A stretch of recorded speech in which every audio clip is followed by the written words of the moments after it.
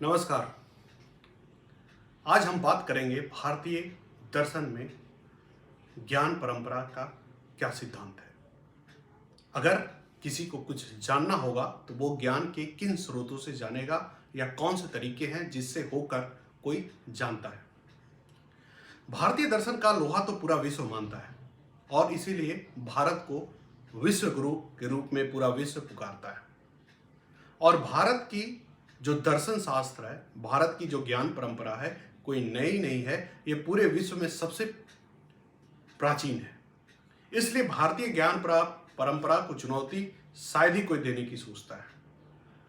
उसी के आधार पर आइए हम जानते हैं कि वह कौन से 6 तरीके हैं जिसके रास्ते हम ज्ञान को प्राप्त करते हैं।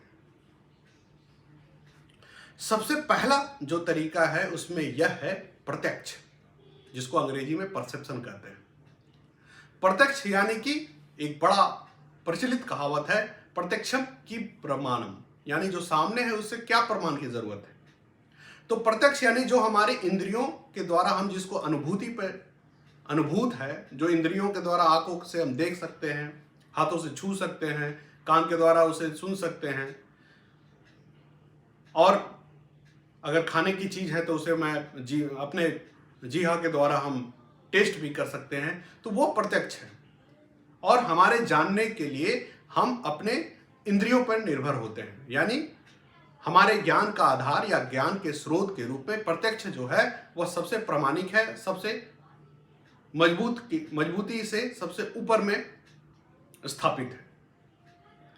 उसके बाद जो दूसरा ज्ञान की रास्ता है, दूसरा ज्ञान का स्रोत है जिसके रास्ते हम ज्ञान को प्राप्त करते हैं, वह है अनुमान, जिसे इन्फ्रेंस कहा जाता है। अनुमाना यानी कि कई सारे हम ज्ञान को इस आधार पर जानते हैं कि अगर यह है तो वह है, यानी कारण और करण के बीच में सिद्धांत, कॉज और इफेक्ट के बीच में जो रिलेशनशिप होती है। जैसे कि अगर कहीं आग लगा है या कहीं अगर हम उठता हुआ धुआं देख रहे हैं तो हम ये तुरंत जान जाते हैं कि वहां आग लगा हुआ है। कोई अगर ठीक से नहीं चल रहा है तो हम ये अनुमान लगा लेते हैं कि उसके पैर में दर्द होगा या चप्पल टूटा होगा या कुछ और कारण होगा। तो अनुमान यानी कि कुछ जो प्रत्यक्ष है उसके आधार पर अप्रत्यक्ष ज्ञान को हम प्राप्त कर लेते हैं। तो हमारे ज्ञान या जानने का स्रोत जो है वो अनुमान भी है, जिसको इन्फ्रेंस कहा जाता है। और बहुत सारे ज्ञान हम अनुमान के आधार पर भी जानते हैं। अगर 10 की स्पीड से हमारी गाड़ी चल रही है तो हम बता देते हैं कि दिल्ली जाते जाते हमें कितना समय लगेगा या कितने बजे तक हम दिल्ली पहुंच जाएंगे। तो यह भी एक हमारे लिए ज्ञान का आधार है जिसे अनुमान कहा जाता है। अगर तीसरे स्रोत की बात करें जिसके आधार पर हम ज्ञान को प्राप्त करते हैं तो वह है उपमान। उपमाना जिसे कहा जाता है कंपैरिजन या एनालॉजी। उपमाना का मतलब यह है कि कोई अगर मान लीजिए दिल्ली नहीं गया हो और उसको बताना हो कि दिल्ली कितनी बड़ी है, तो हम यह कह सकते हैं कि दिल्ली उतनी ही बड़ी है जितना यह गांव है, या इस गांव के बराबर 4 गांव और अगर जोड़ दिया जाए तो दिल्ली इतना बराबर हो जाएगा। तो कंपैरिजन यानी कि तुलनात्मक, हम कई बार कंपैरिजन के आधार पर किसी को गलत या किसी को सही, किसी को ईमानदार, किसी को कर्तव्यवान बताते हैं। बच्चों को अक्सर आप डांटते हैं कि देखो वो कितना अच्छा पढ़ाई कर रहा है, कितना अच्छा नंबर लाया है। तो हमारे जानने का या ज्ञान का स्रोत या ज्ञान का आधार भी कंपैरिजन है, यानी उपमाना है। तुलनात्मक अध्ययन करके, तुलनात्मक बिंब खड़ा करके हम जान पाते हैं, समझ पाते हैं, हम एक छवि बना पाते हैं किसी भी चीज के बारे में। तो उपमाना भी एक ज्ञान का स्रोत है। उसके बाद जो अगला स्रोत है जो अर्थपति है, जिसको अंग्रेजी में पोस्टुलेशन कहते हैं। अर्थपति का मतलब यह है कि अगर किसी चीज को हम तर्क के आधार पर जस्टिफाइड करते हैं, अगर हम यह कह दें कि इस क्लास में सारे बच्चे जो हैं वह चश्मा पहनते हैं और राहुल भी इस क्लास का बच्चा है, तो इसका मतलब हम समझ जाएंगे कि राहुल भी चश्मा पहनता होगा। यानी सीधे सीधे ज्ञान को न कहते हुए हम थोड़े से घुमाकर ज्ञान को समझते हैं, तर्क के आधार पर, या सेलोजियम जिसे हम कहते हैं कि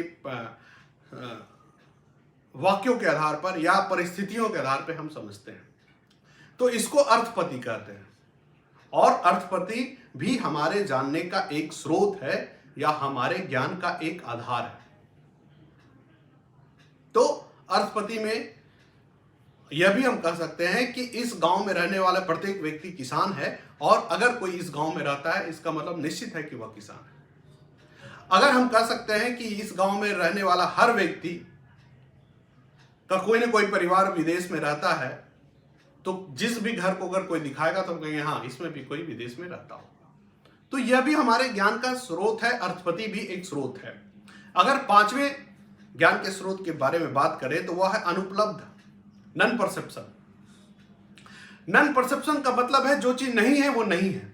अगर कोई मुझसे पूछा कि इस कमरे में कुर्सी कहाँ है, मैं बोला नहीं है, कोई भी देख सकता है नहीं है। तो नहीं होना भी ज्ञान का स्रोत है।